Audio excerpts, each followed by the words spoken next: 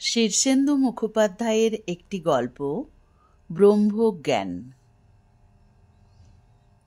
উদ্ধব বাবাজি সকালবেলা উঠে প্রাতকৃত্যাদি জপ তপ এবং চা আর বিস্কুট দিয়ে পারণ করার পর দুহাতের আঙুলে লম্বা কাঁচাপাকা দাড়ি আঁচড়াতে আঁচড়াতে বললেন, ওরে নেতাই, আমার যে ডাক এসেছে রে।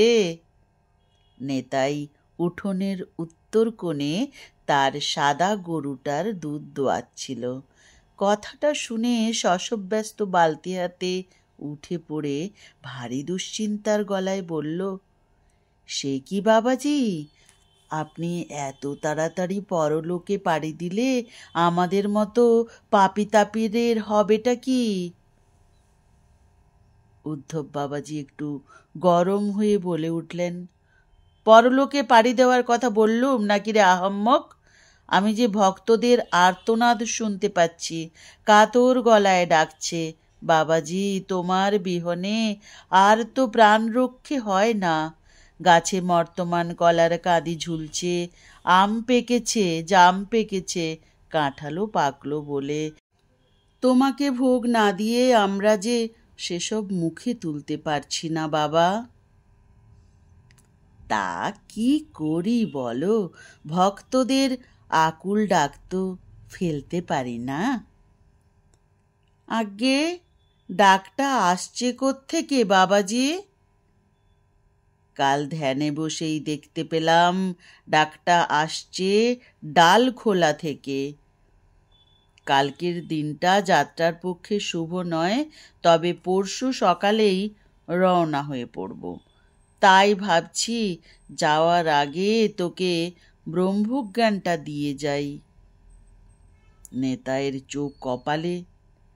বলেন কি বাবাজি, ব্রহ্মজ্ঞান দিয়ে ফেলবেন? দিয়েই ফেলি, আর কবে আসা হয় না হয়। ডালখোলায় গেলুম তা বলে সেখানেই বসে থাকলে হবে না। আমার অগণিত ভক্ত চারিদিক থেকে, দূর দূরান্ত থেকে ডাকাডাকি করছে। শৈলেনের এক ভক্ত তো সেই কবের থেকে আমার জন্য সোনার খড়ম তৈরি করে হা পিত্তেশ করে বসে আছে। গিয়ে হাজির হলেই অগুরু দেওয়া জলে পা ধুইয়ে সোনার খড়ম পরিয়ে দেবে। চকবেড়ের সীতারামের বউ নন্দরানী মুক্তোর মালা পরিয়ে চরণ পূজা করবে বলে কবের থেকে পথ চেয়ে বসে আছে। হিঙ্গলগঞ্জের রাখহরি তার জমি জমা আমার নামে দেবোত্তর করে দিয়ে বসে আছে। দখল নেওয়াটাই যা বাকি। তোর কাছে পড়ে থাকলে কি আমার চলে রে? তারপর ধর, হিমালয়েও তো আমার একটা ঠেক রয়েছে। দুটো নেকড়ে বাঘ আমার সেই ঠেক সামলে রেখেছে। বুঝেছি বাবাজি, এবার আপনি গতর তুলবেন। তা ব্রহ্মজ্ঞান পেলে কি হবে মশাই, হাওয়াতে উঠতে পারবো? তা পারবিনি কেন? ইচ্ছে হলে হাওয়ায় উড়তে পারবি, জলের ওপর দিব্যি হাঁটতে পারবি, জলে ডুববি না, আগুনে পুড়বি না। তাহলে তো খুব সুবিধেই হবে মশাই, তাহলে দিয়েই দেন ব্রহ্মজ্ঞান। তাই তো বলছি, তবে অত বড় জিনিস, তার খরচাপাতি আছে। 5 সের চাল, 5 সের ডাল, আস্ত মাছ, 500 ঘি আর 5টা মোহর। নিতাই হাঁ হয়ে গেল, মুখে বাক্যি সরল না। কিছুক্ষণ পর বলল, বাপরে, তাহলে ব্রহ্মজ্ঞানের দরকার নেই বাবাজি। উদ্ধব বাবাজি গম্ভীর হয়ে বললেন, যে জিনিস পাচ্ছিস তার দাম যে হিসেবের বাইরে রে। ব্রহ্মজ্ঞানী হলে যে হাত ঝাড়লেই পর্বত, তখন কত খাবি আর কত বিলোবি। তা না হয় তোর খাতিরে একটু কম সম করেই দিচ্ছি। অনেক দর কষাকষির পর যা রফা দাঁড়ালো তাতে উদ্ধব বাবাজির মুখখানা তোম্বা হয়ে রইল। 2 সের চাল, 2 সের ডাল, 1 পো ঘি আর মোহরের বদলে নিতাইয়ের বউয়ের একখানা ফঙ্গবেনে নথ। ব্রহ্মগঞ্জে এত সস্তা নয় তা বিস্তর বুঝিয়েও কিছু লাভ হলো না। পরদিন সকালেই বাবাজি ব্রহ্মজ্ঞানটা দিলেন। নিতাই চান করে একখানা শুদ্ধ বস্ত্র পরে হাঁটু গেড়ে দাওয়ার কাছে ঘেঁষে উঠোনে বসা বাবাজির দাওয়ার উপরে একখানা কুটকুটে কম্বলের আসনে বসে খানিকক্ষণ চোখ বুজে সমাধিস্থ হলেন। তারপর বিরাট একখানা হাই তুলে গালবাদ্য করার পর বিদঘুটে সব মন্তর গুনগুন করতে করতে নিতাইয়ের কপালে ডান হাতের বুড়ো আঙুলটা চেপে ধরলেন। বেশ অনেকক্ষণ ঠেসে ধরার পর বললেন, কিছু টের পেলি? নিতাই আমতা আমতা করে বলল, আগে তেমন কিছু নয়, একটু যেন গরম লাগছিল। বলে খুব গম্ভীর মুখ করে কিছুক্ষণ আনবনে চেয়ে থেকে বললেন, তোর ভিতরে তো গলা অবধি চকচক করছে, ওর মধ্যে কি আর ব্রহ্মজ্ঞান সেঁধতে চায়? ক্রিয়া হতে সময় লাগবে। পাপের চাপে ব্রহ্মজ্ঞানটা গুটলি পাকিয়ে ভিতরে বসে আছে।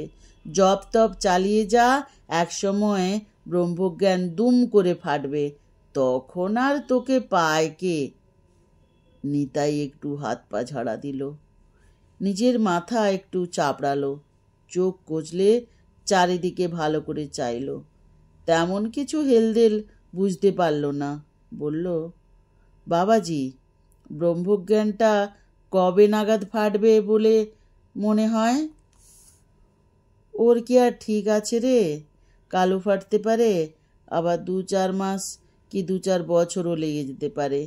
তবে ও হলো মোক্ষম জিনিস, একবার যখন ছুঁচ হয়ে ঢুকেছে তখন ফাল হয়ে বেরোবেই। দ্বীপ্রহরে আহারাদি ও বিশ্রামের পর উদ্ধব বাবাজি ডাল খোলা রওনা হয়ে গেলেন। নিতাইয়ের বউ সরস্বতী বলল, ব্রহ্মজ্ঞান না ছাই, তোমাকে তো সেই চোরের মতোই দেখাচ্ছে। মিছিমিছি আমার নথটা গেল, 5 রতি সোনা ছিল তাতে। নিতাইয়ের মনটা একটু কিন্তু কিন্তু করছিল।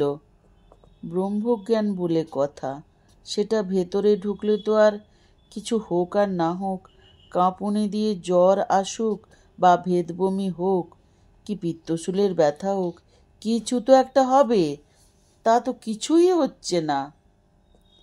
তারণ গাঙ্গুলির বাড়িতে নতুন জামাই এসেছে অষ্টমঙ্গলায়। যে সে জামাই নয়, রীতিমতো মালদার মানুষ। হাতে হিরে, মুক্ত আর পান্নার আংটি, গলায় 3 ভরি সোনার চেন, দামি ঘড়ি। এসেই খুব টাকা ওড়াচ্ছে। 3 শালিকে 3খানা বেনারসি, শাশুড়িকে গরদ, শ্বশুরকে মুগার পাঞ্জাবি আর কাঁচি ধুতি, শালাকে প্যান্ট অ্যান্ড শার্ট। সবাই ধন্যি ধন্যি করছে। নিতাই জামাইটিকে দেগে রেখেছিল। গতকালই হয়ে যেত, শুধু ওই ব্রহ্মজ্ঞানের ফেরে পড়ে হয়নি। নতুন বরবউয়ের ঘরে নিশুধরাতে গিয়ে সুবিধে নেই, তার বকবকম অনেক রাত অবধি চলে। তাই নিতাই রাত 2টো অবধি মরার মতো ঘুমোলো। তারপর যন্ত্রপাতির থলিটা নিয়ে বিষয়কর্মে বেরিয়ে পড়ল। তাদের সমাজে নিতাইয়ের তেমন নাম ডাক নেই।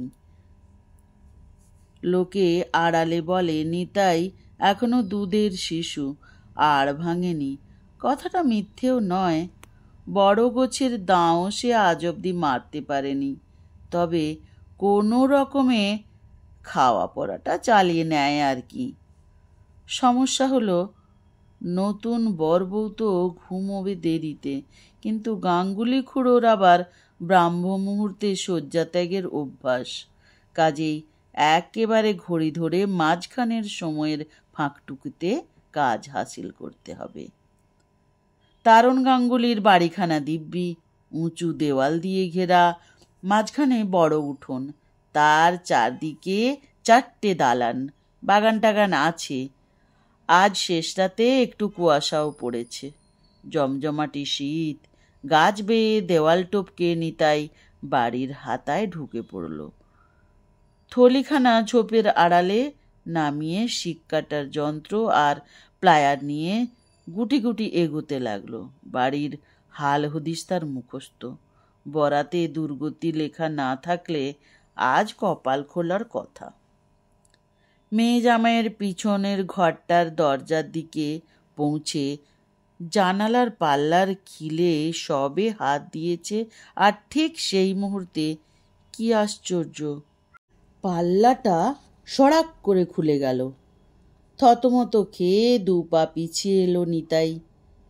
লক্ষণ তো ভালো ঠেকছে না। কেউ দেখে ফেলল নাকি তাকে? সটকাবার উদ্যোগ নিয়েও নিতাই একটু থামল। দেখতে পেলে গেরস্ত চেঁচায়, লোক ডাকে, তেমনটা তো হচ্ছে না। নিতাই আরও 4 পা পিছিয়ে দাঁড়ালো। আচমকাই জানালা দিয়ে একটা হাত বেরিয়ে এসে অ্যাটাচিকেশ গোছের কিছু একটা বাইরে ছুঁড়ে দিল, আর বাক্সটা ছিটকে এসে পড়বি তো পড় নিতাইয়ের একেবারে পায়ের গোড়ায়। নিতাই টপ করে অ্যাটাচিটা তুলে নিতেই ঘরের ভিতর থেকে হঠাৎ বিকট চিৎকার উঠল, চোর চোর চোর, ওই যে পালাচ্ছে, ধর ধর। তারপরই ভিতরে ধূপধাপ শব্দ আর বাড়ির লোকজনের চিৎকার, দরজা খোলার শব্দ আর টর্চের আলোয় ধুন্ধুমার বেঁধে গেল। নিতাই নিজের থলিখানা তুলে নিয়ে টক করে দেওয়াল ঘেঁষে আম গাছটায় উঠে দেওয়াল ডিঙিয়ে এক লহমায় বাইরে লাফিয়ে পড়ল। অ্যাটাচিটা বড্ড ভারী। সরস্বতী অ্যাটাচিটা খুলে হাঁ, ও মা, এ তো গয়না, আর 1 গোছা নোটও যে রয়েছে গো। এত রাতে এত রোজগার, মা গো আমি কোথায় যাব? মা কালী, কার্তিক ঠাকুর বুঝি এতদিনে মুখ তুলে চাইলেন। নিতাই গ্যাল গ্যাল করে হাসছিল। না, ব্রহ্মজ্ঞানটা যেন কাজ হচ্ছে মশাই, বেশ কাজ হচ্ছে। গল্পটি এখানেই শেষ হলো। কেমন লাগলো অবশ্যই জানাতে ভুলবেন না। আসি তাহলে।